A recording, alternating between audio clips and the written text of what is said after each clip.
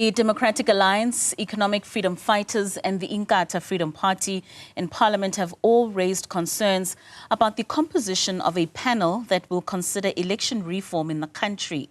Opposition parties are concerned that the list does not represent enough people with institutional experience or civil society, the youth or gender equality.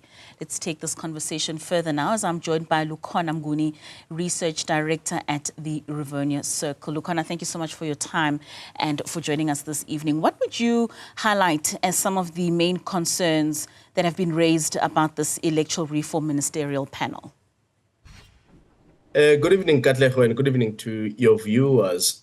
What is quite clear to us as civil society is that the minister does not appear to have applied himself adequately in terms of the lists that were submitted. Remember, the Electoral Amendment Act called for, this ministerial committee that would effectively be looking at the electoral system going forward. In the first instance, by the way, at the Rivonia Circle, we view this as a waste of resources of the taxpayers because effectively, there have been two panels that have been conducted. One was the Van Zyl-Slabbert report in 2004-2005, and then the second one was the Vali Musa report in the last few years that was conducted as an outcome of the Constitutional Court saying that independent candidates ought to stand for national and provincial elections. Therefore, a ministerial advisory committee was constituted to ask the question, what is the best formula to institute insofar as independent candidates are concerned so that their participation is meaningful, their participation is efficient, and their participation could lead to a possible outcome of an independent candidate getting a seat in the provincial legislature or in parliament. And so the problem here now, this list that the minister has submitted to parliament, we argue as these bodies of civil society that issued a statement under the Defend Our Democracy umbrella, we argue that this is probably the weakest panel that could have been instituted. We argue that this panel does not represent a forward-thinking kind of leadership in the space. And we also argue that there are a lot of people in civil society itself who have been left out in this round. You might remember, Katlego, the minister actually did try and publish a list a few months ago. That list actually did have some civil society people. And then what the minister wanted to do was to extend the deadline for the submission of names. And that extension of the deadline for the submission of names has allowed the minister enough room to probably recruit, what we may believe are pliable people who would help him, because we do not believe that the Minister of Home Affairs, Dr. Aaron Motsoaledi, is really committed to a robust engagement on the issue of electoral reform in this country. And therefore, the people he has recruited to this list seem to be people who will do his own bidding. So, and I wanted to just touch on those two lists. I mean, like you say, he submitted a list, it was rejected. He's now submitted a list of 9 new names. Which are some of the names that you believe are possibly not doing justice to this list?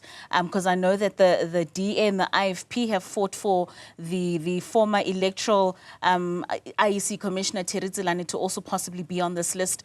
Who were you seeing being on this list that is not assisting in ensuring that robust conversation takes place?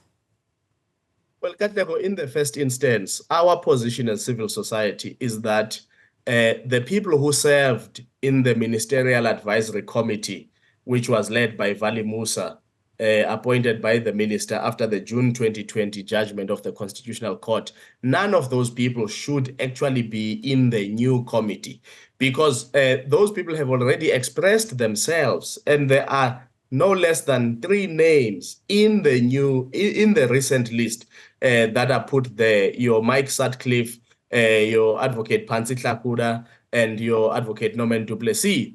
And just to highlight the problem that we are confronted with in terms of the limitation of a robust engagement, advocates Phansi Hlakula and advocate and Norman du Plessis were in the Van Zyl-Slabbert report.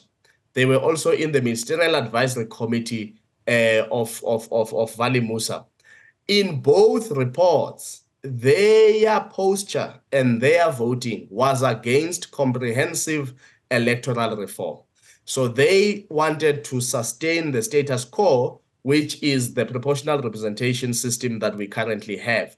But you would even know, Katlego, that when Madiba, the late former President Nelson Mandela, was about to leave Parliament, he did touch on this issue of the electoral system, that one of the tasks that continue to confront the newly democratic South Africa is to design an electoral system that makes representation of people meaningful and therefore locates the representatives, in this instance, the members of parliament, closer to the people. And therefore, the idea of an electoral, the idea of this proportional representation system was a temporal transitional measure. However, what has happened over time is that in these committees, you have individuals who go in there to frustrate a conversation about how best do we reform the electoral system. They go in there with the view of saying, how best do we sustain the current and existing system? And therefore, what they've given us in this election is a bizarre and absurd electoral system where independent candidates are contesting against political parties rather than independent candidates contesting against individuals from political parties. They resisted the idea of constituencies, of carving up South Africa into meaningful constituencies. And our skepticism from the civil society perspective is that the three people who were against comprehensive reform of the electoral system in the Vali Musa report, Sutcliffe, Tlakuda, and du Plessis, will in this instance still try and influence this particular committee in a way that circumvents the possibility of comprehensive electoral reform. So how do you see these concerns impacting public perception of the electoral reform process? Well, in the first instance, they will impact the ability for people to feel that they are participating with goodwill in the process. And of course, Parliament has been given the ability to sign off on the list.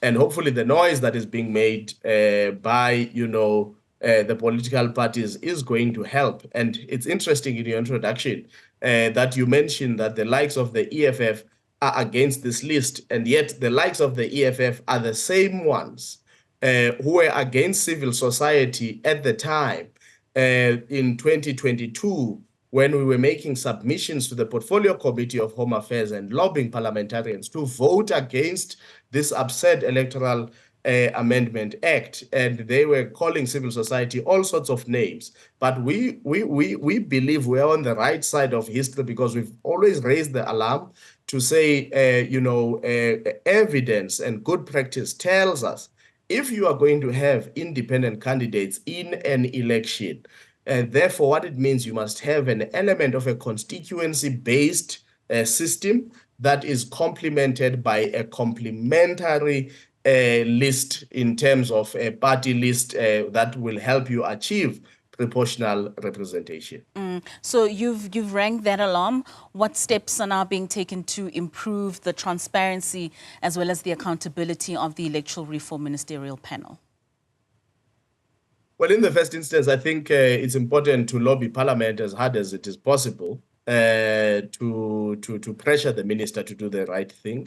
We also believe that, it might well be that 10 days before the last day in office for the members of Parliament, the minister is trying to rush this through Parliament. And of course, I'm sure, Katlego, in your seat, you've heard people complain about various bills and things that are being passed through Parliament, whether it's Bella Bill and so on, that there is a bit of a rush at legislation that we might need to relook after the 29th of May. And depending on who is Minister of Home Affairs after the 29th of May, civil society will probably be, conducive to engaging that particular minister in a way of reconsidering this particular list. But this list really erodes any participation by civil society, and therefore we believe that it needs to be reconsidered. All right, Lukhona, thank you so much for your time and for joining us this evening. We certainly do hope that those lists will be reconsidered and have a good representation of South Africans, especially when it comes to electoral reform. Thank you so much for your time.